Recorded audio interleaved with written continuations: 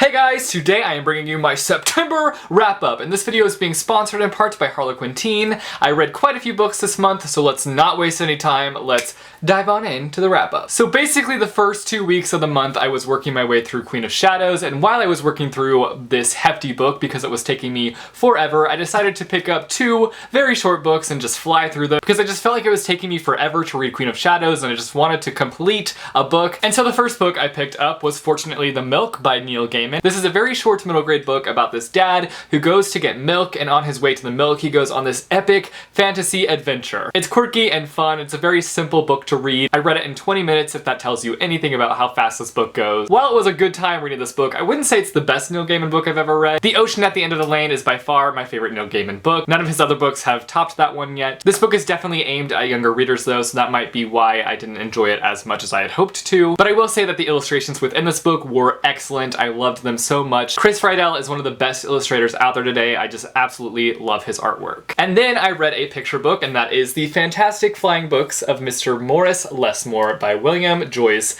This book is about a guy by the name of Mr. Morris Lessmore, and basically just his love for books. And I love this picture book so much because of that, because we follow this guy who is so passionate about reading and passionate about books. It was just a beautiful picture book, and I would highly recommend it for book lovers out there because this is a book about a book lover. There's also this awesome short film that goes along with this book that I will leave a link to down below if you guys want to check that out. So after reading those two quick little books, I finally finished Queen of Shadows by Sarah J. Maas, and I loved this book, but I did have some problems with it, unfortunately. I will say that this is probably my least favorite in the series. As much as I loved it and so many exciting and fantastic things happened within this book, there were definitely some things that really disappointed me. I had some issues with the characterization. I just felt like it was completely off within this novel for some of the characters, and that was really disappointing to me. But like I said, for the most part, I did really enjoy this book. It was intense and crazy at times. There were actually times while I was reading this book that I just had to put it down, take a lap around the room, and just breathe because of things that were happening within this book. So it definitely evoked some kind of emotion from me. I did end up doing a full video review and discussion for this book, so I will leave a link down below, and I'll also annotate this book so you can click it and it'll take you right to that review. Aha! How handy dandy! Then I read The Honest Truth by Dan Jermine Hart, and this is about a boy by the name of Mark who has cancer, and he's just so done with his life. Like, he's just so tired of being treated differently, he's tired of the cancer, and so he takes his dog and he runs away, leaving his parents just completely terrified, but also leaving his best friend Jesse with some clues as to where he's gone. This was such a dark middle grade book, but it was also one of the most beautiful middle grade books that I've ever read. The writing was simple, but throughout the story, it's sprinkled with these very beautiful, deep, and just stunning pieces of writing. It was really interesting being inside this character's headspace because he's so young and he's going through such a terrible journey. So it was really interesting seeing how he dealt with that and how it affected his life. So if you're looking for a middle grade contemporary book, I would highly recommend this one. It was fantastic. I loved it so much. I also did a full video book review on this one, so if you want to click right here, it'll take you right to that review, and I will also leave a link down below to that review. Then I read The Accident Season by Maura Fowley Doyle. I don't know if that's how you say it, but that's how I'm gonna say it. In this book, we follow a girl by the name of Kara and her family, and every October,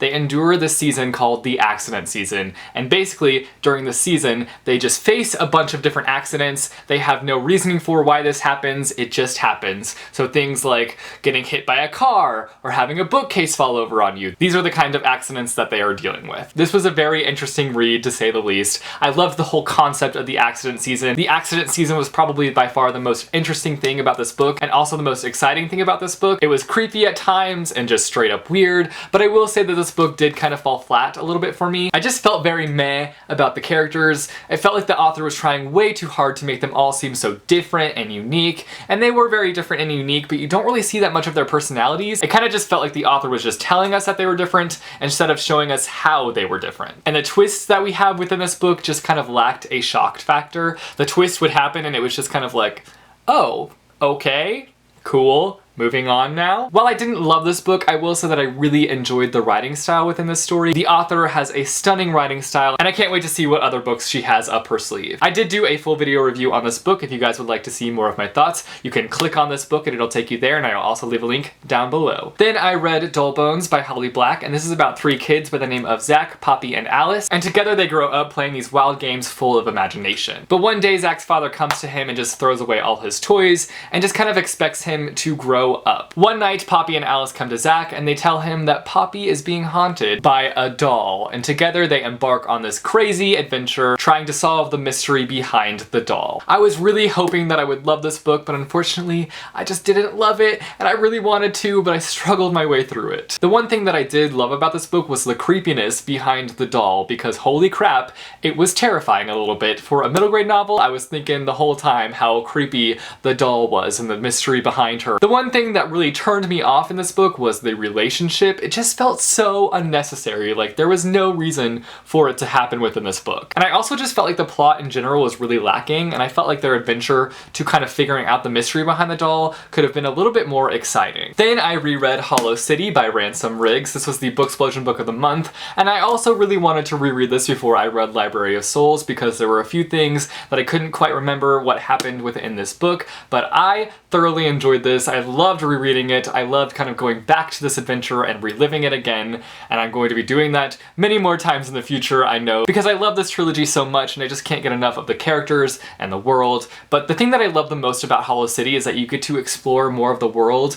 and you meet different characters, and I just really liked coming out of our setting from the first book and kind of going deeper into the world and just seeing more of it. Then I read The Doldrums by Nicholas Gannon, and let me just say I freaking love this book so much. This is a middle grade story about this boy by the name of Archer B. Hemsley, and he lives in his grandparents' house, but they don't live in it, and he's never actually met his grandparents because they're explorers, so most of the time they're out exploring and they have yet to formally meet their grandchild. But one day they go missing, and so Archer and his two new friends decide to go on a big adventure. This was honestly one of my favorite reads this month, besides Hollow City and Library of Souls. Those are like the top fave. This is like right under those top faves. But I would highly, highly, highly recommend this book. I thoroughly enjoyed my time reading it, especially if you love middle grade books. Pick this up, or if you would like to get more into middle grade books, then definitely pick this one up. This was just such a refreshing and enchanting story, and I can't wait to get more books in the series because it's been confirmed that this is the first in a series, and that just makes me so happy because I want more from this story. Then I read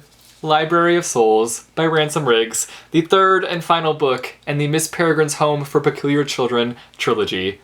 I can't believe it's over. I really, really can't believe it's over. Like, the fact that I'm holding this book right now, and the fact that I've read this book, is just like, what?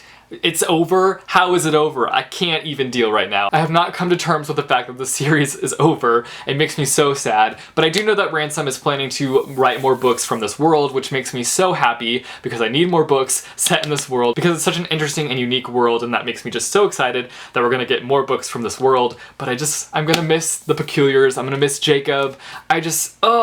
It breaks my heart. It breaks my heart. I am planning to do reviews for the first, second, and third book in this trilogy, so those will be coming very soon. And the last book I read this month was Legacy of Kings by Eleanor Herman. To put it shortly, this book is about Alexander the Great as a teenager with a little bit of a fantasy twist on it. I read this back and forth with the audiobook and then the physical book itself, and let me just say, I love the audiobook so much. The narrators did such a fantastic job, and they really brought this story to life, and it was just such an amazing listening experience, so I would highly recommend picking up the audiobook for this one. One of the things that I loved about this book was the multiple perspectives. I always love being in different headspaces and not only seeing what just the main character is thinking, but also what the people around them are thinking, and kind of seeing the way that people react to things differently. The author of this book, Eleanor Herman, is actually a historian, so when it came to world building for this book, it was freaking on point because Eleanor Herman knows her stuff. It was so evident that this was nothing new to her, that she didn't just throw this story together, that she did her research, and she made sure that she had her facts right, and then she brought in this amazing fantasy element, and it just worked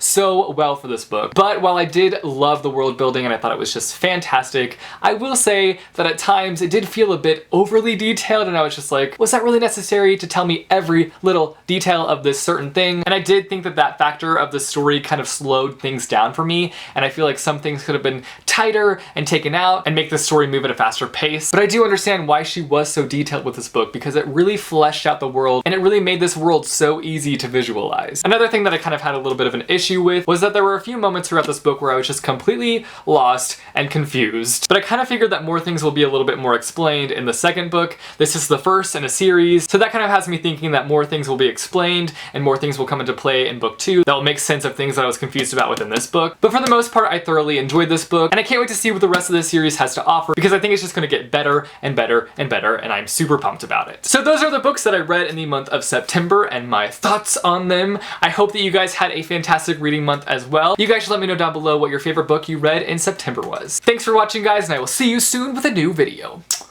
Later. I gotta sneeze. I gotta sneeze. That was my sneeze. I have such a blazing headache right now, but I'm still filming this video because I'm dedicated to this. I'm dedicated to you, to you, to you.